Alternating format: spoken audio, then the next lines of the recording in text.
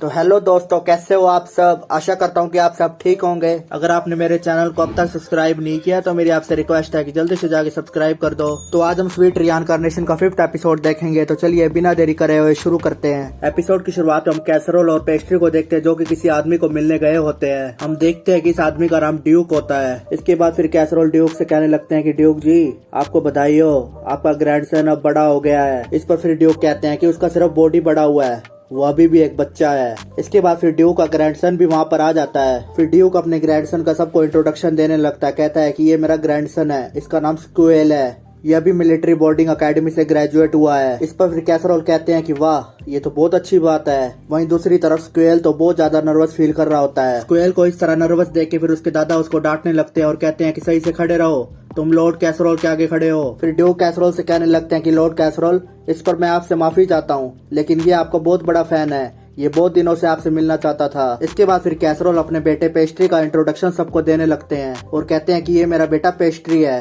Pastry बेटा, सबको greeting करो। इसके बाद फिर पेस्ट्री बहुत बढ़िया तरीके से अपना ग्रीटिंग देता है और स्क्वेल से कहता है कि अडल्टहुड में पहुंचने के लिए आपको बहुत बहुत बधाई हो। पेस्ट्री की बातों को सुनकर ड्यूक पूरी तरह से हैरान हो जाते हैं और सोचने लगते हैं कि ये तो अभी बच्चा है, ये इतनी बड़ी बड़ी बातें कैसे करने लगा। इसके बाद फिर ड्यूक पेस्ट्री से कहने लगता है कि वाह क्या बात है, तुम तो मेरे ग्रैंडसन से भी बहुत ज्यादा मैच्योर हो। ड्यूक पेस्ट्री से कहते हैं कि तुम्हारी बातों से तो लगता है कि तुम अब अडल्ट हो चुके हो, क्या तुमने मैजिक एबिलिटी को गेन कर लिया है। इस पर फिर पेस्ट्री कहता है कि हाँ, भगवान ने मुझे मैजिक एबिलिटी से ब्लेस किया है। ये सुनकर फिर ड्यूक तो पूरी तरह से सरप्राइज हो जाते हैं। फिर ड्यूक पेस्ट्री से कहते हैं कि क्या तुम अपना मैजिक दिखा सकते हो हमें। इस पर फिर पेस्ट्री कहता है कि हाँ, जरूर दिखा सकता हूँ। इसके बाद हम देखते हैं कि पेस्ट्री एक रुमाल लेता है और उसमें अपने मैजिक से एक लड़की की फोटो को कॉपी कर देता है। ये देखकर ड्यूक और उसका ग्रैंडसन स्क्वेल पूरी तरह से हैरान हो जाते हैं। स्क्वेल तो उस लड़की से बहुत ज्यादा अट्रैक्ट हो जाता है और उसे देखने लगता है बार बार। फिर पेस्ट्री कहता है कि ये पिक्चर हमारी तरफ से और हुब्रिक की तरफ से आपको गिफ्ट के तौर पर देना चाहता हूँ। इस पर फिर ड्यूक कहते हैं कि हुब्रिक की तरफ से। फिर पेस्ट्री कहता है कि इस रुमाल में लेडी पेट्रा हुब्रिक की फोटो है। पेस्ट्री कहता है कि मैं और मेरे पापा थोड़े दिन पहले ही वहाँ पर गए थे और हम वहाँ पर लेडी पेट्रा को मिले थे।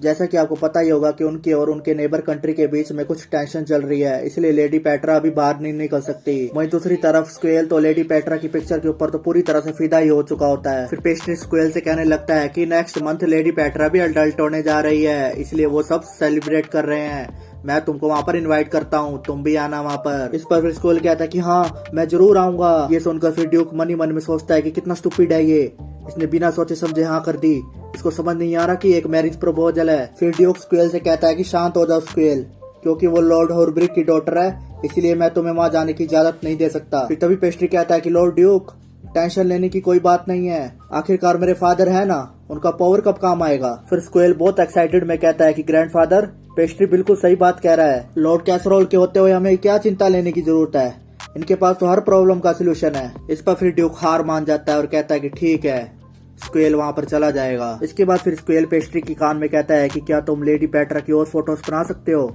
मेरा मतलब है कि थोड़ी सी बड़ी, समझ गए ना तुम मैं क्या कहना चाह रहा हूँ। इस पर फिर पेस्ट्री मन ही मन में सोचने लगता है कि आखिरकार सारे मर्द एक जैसे ही होते हैं। फिर अगले सीन में हम फ्यूले और कैसरोल को देखते हैं, जहाँ पर दोनों एक दूसरे से बात कर रहे होते हैं। कैसरोल फ्यूले से कहता है कि कंडीशन अब धीरे धीरे सुधर रही है। इस पर फिर फ्यूले कहता है कि ये सब आपकी वजह से ही हो रहा है, ऐसे बहुत कम लोग होते हैं जो कि अपने लोगों को अपने पैसे देते हैं और खुद भी काम करने के लिए बाहर जाते हैं। इस पर फिर कैसरोल कहता है कि ये कोई बड़ी बात नहीं है। तभी ये दोनों बात कर ही रहे होते हैं कि बीच में पेस्ट्री आ जाता है। फिर पेस्ट्री कहता है कि मैंने स्वीटनेस वर्ड सुना, क्या आप डेजर्ट के बारे में बातें कर रहे थे क्या। फिर फ्यूले पेस्ट्री से कहने लगता है कि बच्चे, तुमको नॉक करके आना चाहिए ना दरवाजा। इस पर फिर पेस्ट्री कहता है कि मुझे बाहर हंसने की आवाज आ रही थी, तो मैंने सोचा कि मैं ऐसे ही चला जाता हूँ अंदर। इसके बाद फिर पेस्ट्री 2 लेटर अपने फादर को देने लगता है। फिर कैसरोल वो लेटर पढ़ते हुए कहता है कि ये तो ड्यूक और हुब्रिक की तरफ से आया है। कैसरोल लेटर पढ़ते हुए कहता है कि जो हमारी पैसों की प्रॉब्लम थी वो अब खत्म हो जाएगी, क्योंकि हमें 20,000 सिल्वर कॉइन मिलेंगे। फिर पेस्ट्री मन ही मन में सोचने लगता है कि तो लॉर्ड स्क्वेल और पेस्ट्री की एंगेजमेंट पक्की हो चुकी है इसका मतलब। फिर फ्यूले कहने लगता है कि ठीक है, हम इन पैसों से अब बहुत सारे घर बनाएंगे। इस पर फिर पेस्ट्री सोचने लगता है कि हमें इन पैसों का यूज लेडी पेट्रा की सुरक्षा के लिए करना चाहिए, क्योंकि फादर लेडी पेट्रा को खतरे से तो बचा सकते हैं, लेकिन लेडी पेट्रा के अकेले के लिए बहुत सारे गार्ड्स को ट्रांसपोर्ट करना मुश्किल होगा, इसलिए बोवल्डिया पहुंचने के बाद हमें उनकी सुरक्षा के लिए कोई नया रास्ता निकालना होगा। पेस्ट्री कहता है कि ये शादी 2 पावरफुल फैमिली के बीच में हो रही है, इसलिए बहुत से लोग मौके का फायदा ढूंढ रहे होंगे, तो हमें इनकी सुरक्षा के लिए कड़ा बंदोबस्त करना होगा। फिर कुछ देर सोचने के बाद पेस्ट्री कहता है कि मेरे पास एक आइडिया है लेडी पेट्रा को प्रोटेक्ट करने के लिए। यहाँ पर एक रूम है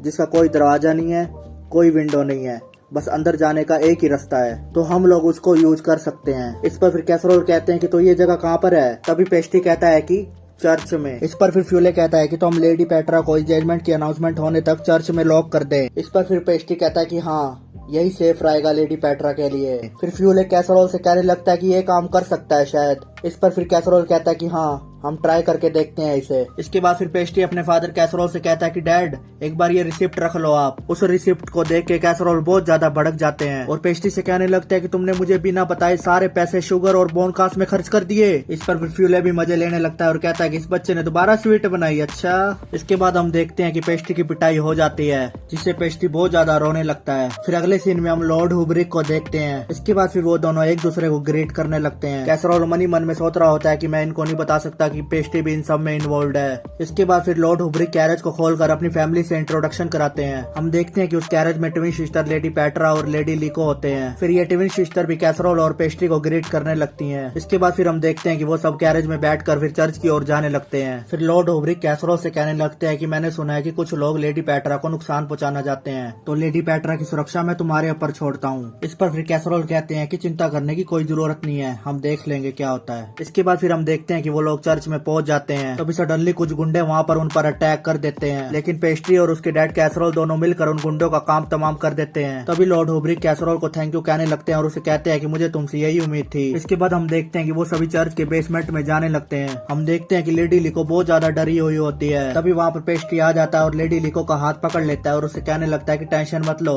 मैं हूं ना। तो इसी के साथ हमारा ये एपिसोड यहीं पर ही खत्म हो जाता है। अगर आपको ये वीडियो अच्छी लगी हो तो मेरे चैनल को सब्सक्राइब करके जरूर जाएं। तो हम फिर मिलेंगे अगले एपिसोड के साथ। Thank you.